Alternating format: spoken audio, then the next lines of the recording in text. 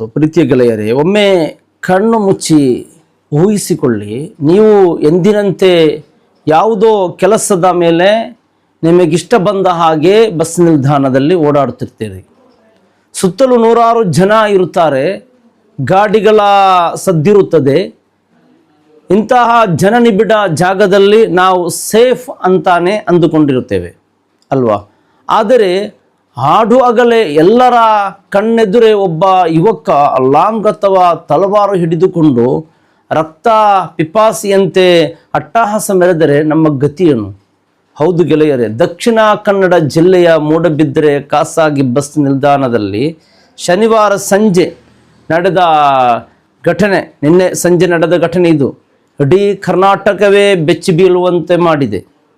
ನೋಡಿ, ಕೇವಲ ಒಂದು ಮೊಬೈಲ್ಗಾಗಿ ಸಾರ್ವಜನಿಕ ಸ್ಥಳದಲ್ಲಿ ತಲವಾರು ಬೀಸಿ ಜೀವ ತೆಗೆಯಲು ಮುಂದಾದ ಆ ಕ್ರೂರ ದೃಶ್ಯವನ್ನು ನೋಡಿದರೆ ನಾವಿನ್ನೂ ಸಮಾಜದಲ್ಲಿ ನೆಮ್ಮದಿಯಿಂದ ಬದುಕೋಕ್ಕೆ ಸಾಧ್ಯವೇ ಇಲ್ಲವಾ ಅನ್ನುವ ಭಯ ಕಾಡುತ್ತೆ. ಈ ಘಟನೆ ಕೇವಲ ಒಬ್ಬ ಯುವಕ ಮಾಡಿದ ತಪ್ಪಲ್ಲ, ಇದು ನಮ್ಮ ಇಡೀ ಸಮಾಜದ ವ್ಯವಸ್ಥೆಗೆ, ನಮ್ಮ ಯುವ ಪೀಳಿಗೆಯ ಮನಸ್ಥಿತಿಗೆ ಹಿಡಿದ ಕನ್ನಡಿ. ಇವತ್ತಿನ ವಿಡಿಯೋದಲ್ಲಿ ಈ ಘಟನೆಯ ಸಂಪೂರ್ಣ ಇಂಚಿಂಚು ಮಾಹಿತಿ, ಆತ ಅಲ್ಲಿಗೆ ಯಾಕೆ ಬಂದಿದ್ದ, ಎಲ್ಲದಕ್ಕಿಂತ ಮುಖ್ಯವಾಗಿ ಹೆತ್ತ ಕರುಳುಗಳನ್ನು ದಹಿಸುವ ಇಂತಹ ಘಟನೆಗಳಿಂದ ತಂದೆ ತಾಯಂದಿರು ಕಲಿಯಬೇಕಾದ ಪಾಠವೇನು ಅನ್ನೋದನ್ನು ಎಲೆ ಎಲೆಯಾಗಿ ಹೇಳ್ತಿದ್ದೆ. ನೋಡಿ, ಯಾಕಂದರೆ ಇದು ನಿಮ್ಮ ಮನೆಯ ಮಕ್ಕಳ ಸುರಕ್ಷತೆ ಮತ್ತು ಭವಿಷ್ಯದ ಪ್ರಶ್ನೆ. ಮೊದಲಿಗೆ ಘಟನೆ ಏನು ಅನ್ನುವುದನ್ನು ಡಿಟೇಲ್ ಆಗಿ ಅರ್ಥ ಮಾಡಿಕೊಳ್ಳೋಣ. ಬೆಳ್ತಂಗಡಿ ತಾಲೂಕಿನ ಪೆರಿಂಜೆ ನಿವಾಸಿಯಾಗಿರುವ ರಾಜೇಶ್ ಎಂಬ ಯುವಕ ಶನಿವಾರ ಸಂಜೆ ಮೂಡಬಿದ್ರೆ ಖಾಸಗಿ ಬಸ್ ನಿಲ್ದಾಣಕ್ಕೆ ಬರ್ತಾನೆ. ಆತನ ಕೈಯಲ್ಲಿ ಬಟ್ಟೆಯಲ್ಲಿ ಸುತ್ತಿಕೊಂಡಿದ್ದ ಒಂದು ವಸ್ತು ಇರುತ್ತದೆ. ಬಸ್ ನಿಲ್ದಾಣದ ಆವರಣದಲ್ಲಿದ್ದ ಒಂದು ಮೊಬೈಲ್ ಅಂಗಡಿಗೆ ನೇರವಾಗಿ ನುಗ್ಗುವ ಈತ ಇದ್ದಕ್ಕಿದ್ದಂತೆ ತನ್ನ ಕೈಯಲ್ಲಿದ್ದ ಬಟ್ಟೆಯನ್ನು ತೆಗೆದು ಭೀಕರವಾಗಿ ತಲವಾರನ್ನು ಹೊರತೆಗೆಯುತ್ತಾನೆ. ಅಂಗಡಿಯಲ್ಲಿದ್ದ ಯುವಕರ ಕಣ್ಣೆದುರೇ ತಲವಾರು ಝಳಪಿಸಿ, ನಿಮ್ಮ ಬಳಿ ಇರುವ ಮೊಬೈಲ್ ಫೋನ್ಗಳು ನನಗೆ ಕೊಡಿ, ಇಲ್ಲಾಂದರೆ ನಿಮ್ಮನ್ನು ಮುಗಿಸಿಬಿಡ್ತಾನೆ ಅಂತ ಬೆದರಿಸಲು ಶುರು ಮಾಡ್ತಾನೆ. ಅಂಗಡಿಯಲ್ಲಿದ್ದ ಯುವಕರು ತಕ್ಷಣ ಶಾಕ್ ಆಗ್ತಾರೆ. ಅಷ್ಟಕ್ಕೆ ನಿಲ್ಲಿಸದ ಈ ಕಿರಾತಕ ತಲವಾರು ಬೀಸಿ ಅವರ ಮೇಲೆ ಹಲ್ಲೆ ನಡೆಸಿ ಕೊಲೆಗೈಯಲು ಯತ್ನಿಸುತ್ತಿದ್ದಾನೆ. ಬಸ್ ನಿಲ್ದಾಣದಂತಹ ಸಾರ್ವಜನಿಕ ಜಾಗದಲ್ಲಿ ಕಣ್ಣ ರೆಪ್ಪೆ ಮುಚ್ಚಿ ತೆರೆಯುವುದರೊಳಗೆ ಈ ಘಟನೆ ನಡೆದು ಹೋಗುತ್ತದೆ. ಸುತ್ತಮುತ್ತಲಿದ್ದ ಪ್ರಯಾಣಿಕರು, ಮಹಿಳೆಯರು, ಮಕ್ಕಳು ಭಯದಿಂದ ದಿಕ್ಕುಪಾಲಾಗಿ ಓಡಕ್ಕೆ ಶುರು ಮಾಡ್ತಾರೆ. ಇಡೀ ಬಸ್ ನಿಲ್ದಾಣದಲ್ಲಿ ಒಂದು ಕ್ಷಣ ಸ್ಮಶಾನ ಮೌನ, ಮತ್ತೊಂದು ಕ್ಷಣ ಆತಂಕದ ವಾತಾವರಣ ಸೃಷ್ಟಿಯಾಗಿ ಬಿಡುತ್ತದೆ. ಅದೃಷ್ಟವಶಾತ್ ಸಾರ್ವಜನಿಕರು ಮತ್ತು ಅಲ್ಲಿನ ಯುವಕರು ಸಮಯ ಪ್ರಜ್ಞೆ ಮರೆತು ಪೊಲೀಸರಿಗೆ ಮಾಹಿತಿ ನೀಡಿದ್ದರಿಂದ ಮೂಡಬಿದ್ರೆ ಪೊಲೀಸರು ತಕ್ಷಣ ಸ್ಥಳಕ್ಕೆ ಧಾವಿಸಿ ಆತನನ್ನು ವಶಕ್ಕೆ ಪಡೆದಿದ್ದಾರೆ. ಈಗ ಎಲ್ಲರನ್ನೂ ಕಾಡುತ್ತಿರುವ ದೊಡ್ಡ ಪ್ರಶ್ನೆ ಎಂದರೆ, ಆತ ಅಲ್ಲಿಗೆ ಯಾಕೆ ಬಂದಿದ್ದ? ಕೇವಲ ಒಂದು ಮೊಬೈಲ್ಗಾಗಿ ಇಷ್ಟೊಂದು ದೊಡ್ಡ ರಿಸ್ಕ್ ತೆಗೆಯಬೇಕಾ? ಪೊಲೀಸರ ಪ್ರಾಥಮಿಕ ತನಿಖೆ ಪ್ರಕಾರ ಈತ ಹಣಕ್ಕಾಗಿ ಅಥವಾ ದುಬಾರಿ ಮೊಬೈಲ್ ದೋಚುವ ಉದ್ದೇಶದಿಂದ ದರೋಡೆ ಮಾಡುವಗಳು ಬಂದಿದ್ದಾನೆ ಎನ್ನಲಾಗುತ್ತಿದೆ. ಆದರೆ ಗೆಳೆಯರೇ, ಇದರ ಆಳಕ್ಕೆ ಹೋಗಿ ಯೋಚನೆ ಮಾಡಿ, ಒಬ್ಬ ಸಾಮಾನ್ಯ ಮನುಷ್ಯ ಕೇವಲ ಒಂದು ಮೊಬೈಲ್ ಫೋನಿಗಾಗಿ ಹಾಡುವಾಗಲೇ ನೂರಾರು ಜನರ ಮಧ್ಯೆ ಕತ್ತಿ ಹಿಡಿದು ದರೋಡೆಗೆ ಇಳಿಯಲು ಸಾಧ್ಯವೇ ಇಲ್ಲ. ಇದರ ಹಿಂದೆ ಎರಡು ಪ್ರಮುಖ ಕಾರಣಗಳಿರುತ್ತವೆ. ನೋಡಿ, ಒಂದನೇದಾಗಿ ಈತ ತೀವ್ರವಾದ ಮಾದಕ ವ್ಯಸನಕ್ಕೆ ದಾಸನಾಗಿರಬೇಕು. ಇವತ್ತು ಕರಾವಳಿ ಭಾಗದಲ್ಲಿ ಯುವಕರನ್ನು ತಪ್ಪು ದಾರಿಗೆ ಎಳೆಯುತ್ತಿರುವ ಗಾಂಜಾ, ಡ್ರಗ್ಸ್ ಮಾಫಿಯಾಗಳ ಪ್ರಭಾವ ಇದರ ಹಿಂದೆ ಇದೆಯಾ ಅನ್ನುವ ಶಂಕೆ ದಟ್ಟವಾಗಿದೆ. ಡ್ರಗ್ಸ್ ಅಮಲಿನಲ್ಲಿರುವಾಗ ಮನುಷ್ಯನಿಗೆ ತಾನು ಏನು ಮಾಡುತ್ತಿದ್ದಾನೆ, ಯಾರ ಮೇಲೆ ಹಲ್ಲೆ ಮಾಡುತ್ತಿದ್ದಾನೆ, ಇದರ ಪರಿಣಾಮ ಎಷ್ಟು ಭೀಕರವಾಗಿರುತ್ತದೆ ಅನ್ನುವ ಪ್ರಜ್ಞೆ ಇರುವುದಿಲ್ಲ. ದುಡ್ಡಿನ ಅನಿವಾರ್ಯತೆಗಾಗಿ ಇಂತಹ ಕ್ರಮ ಮಾಡಲು ಮುಂದಾಗ್ತಾರೆ.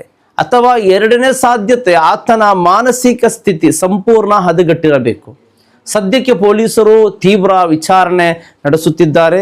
ಸತ್ಯ ಬರಬೇಕಿದೆ. ಗೆಳೆಯರೇ, ಈ ಘಟನೆಯ ವಿಡಿಯೋ ನೋಡುವಾಗ ನಮಗೆ ಆಕ್ರೋಶ ಬರುತ್ತೆ ನಿಜ.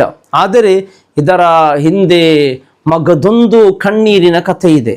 ಅದನ್ನು ನಾವ್ಯಾರು ಮರೆಯಬಾರದು. ಅದೇ ಹೆತ್ತವ ತಂದೆ ತಾಯಿಯ ಆ ಕಣ್ಣೀರು.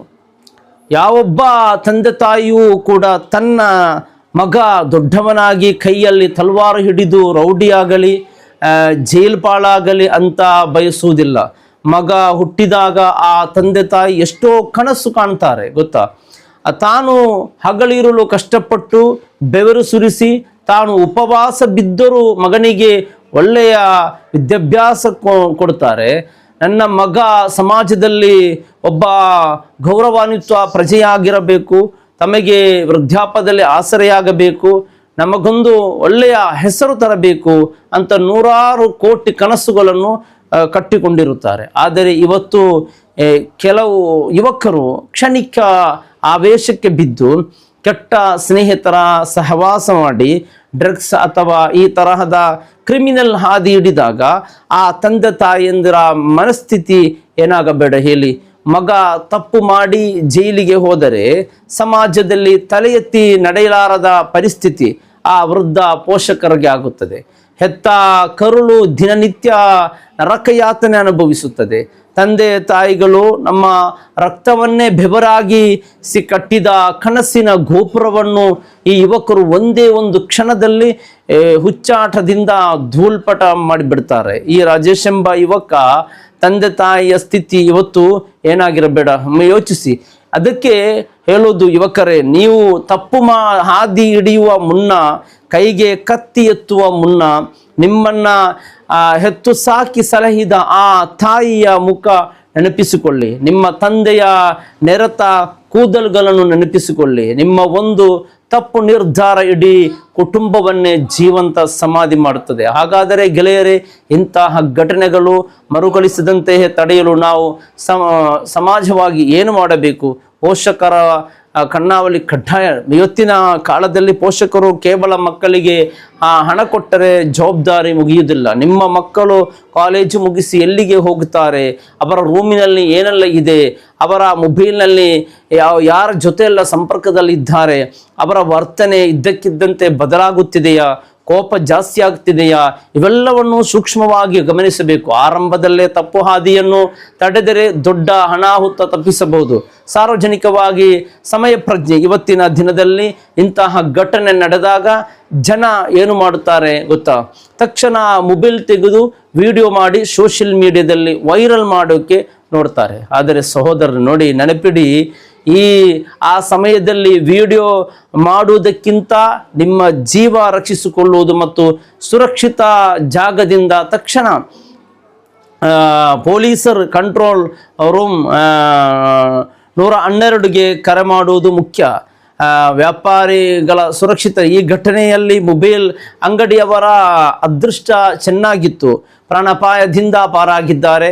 ಆದರೆ ಇನ್ಮುಂದೆ ಪ್ರತಿಯೊಬ್ಬ ವ್ಯಾಪಾರಿಗಳು ತಮ್ಮ ಅಂಗಡಿಗಳಲ್ಲಿ ಕಡ್ಡಾಯವಾಗಿ CCTV ಕ್ಯಾಮರಾಗಳನ್ನು ಅಳವಡಿಸಬೇಕು. ಇದು ಅಪರಾಧಿಗಳಿಗೆ ಕಾನೂನಾತ್ಮಕವಾಗಿ ಕಠಿಣ ಶಿಕ್ಷೆ ಕೊಡಿಸಲು ಅತ್ಯಂತ ಪ್ರಮುಖ ಸಾಕ್ಷಿಯಾಗಿರುತ್ತದೆ. ಕಾನೂನಿನ ಭಯ ಇರಬೇಕು. ತಪ್ಪು ಮಾಡಿ ಯಾರು ತಪ್ಪಿಸಲಾಗಬಾರದು. ನೋಡಿ, ಮೂಡಬಿದ್ರೆಯ ಪೊಲೀಸರು ಘಟನೆ ನಡೆದ ತಕ್ಷಣ ಸ್ಥಳಕ್ಕೆ ಬಂದು ಆರೋಪಿಯನ್ನು ಹೆಡೆಮುರಿ ಕಟ್ಟಿದ್ದಾರೆ. ಪೊಲೀಸರ ಈ ಕ್ವಿಕ್ ಆಕ್ಷನ್ ನಿಜಕ್ಕೂ ಶ್ಲಾಘನೀಯ. ಇಂತಹ ಸಮಾಜ ಕಂಟಕರಿಗೆ ನ್ಯಾಯಾಲಯ ಅತ್ಯಂತ ಕಠಿಣ ಶಿಕ್ಷೆ ವಿಧಿಸಬೇಕು. ಶಾಂತಿ ಮತ್ತು ಸೌಹಾರ್ದತೆಗೆ ಹೆಸರಾದ ನಮ್ಮ ಕರಾವಳಿ ಭಾಗದಲ್ಲಿ ಇಂತಹ ಘಟನೆಗಳು ನಡೆಯುತ್ತಿರುವುದನ್ನು ನಿಜಕ್ಕೂ ಕಳಕಳಕಾರಿಯಾಗಿ ನಮ್ಮ ಯುವ ಪೀಳಿಗೆ ದಾರಿ ತಪ್ಪದಂತೆ ತಡೆಯುವುದು ಇವತ್ತಿನ ತುರ್ತು ಅಗತ್ಯವಾಗಿದೆ. ಗೆಳೆಯರೇ, ಮೂಡಬಿದ್ರೆಯಲ್ಲಿ ನಡೆದ ಈ ಆಂತರಿಕ ಘಟನೆ ಬಗ್ಗೆ ನಿಮ್ಮ ಇವತ್ತಿನ ಯುವ ಪೀಳಿಗೆ, ತಂದೆ ತಾಯಿಯವರ ಕನಸುಗಳು ನುಚ್ಚುನೂರು ಮಾಡುತ್ತಿರುವ ಬಗ್ಗೆ ನಿಮ್ಮ ವೈಯಕ್ತಿಕ ಅಭಿಪ್ರಾಯಗಳೇನು? ದಯವಿಟ್ಟು ಕೆಳಗೆ ಕಮೆಂಟ್ ಮಾಡಿ ನಿಮ್ಮ ಅನಿಸಿಕೆಗಳನ್ನು ಮುಕ್ತವಾಗಿ ಹಂಚಿಕೊಳ್ಳಿ. ಅಸ್ಸಲಾಮು ಅಲೈಕುಂ ವರಹಮತುಲ್ಲಾಹಿ